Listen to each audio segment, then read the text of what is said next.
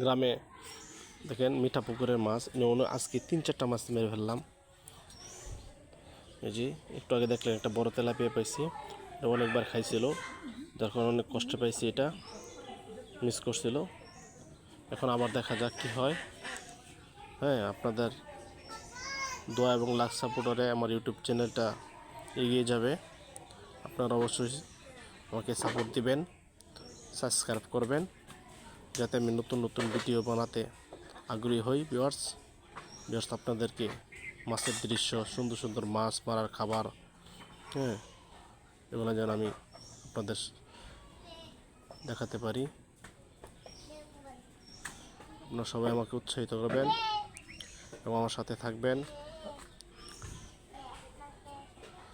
আমি আগে কখনো ইউটিউব ভিডিওতে ছাড়িনি, এখন নতুন করে খুলেছি। আমার খুব ইচ্ছা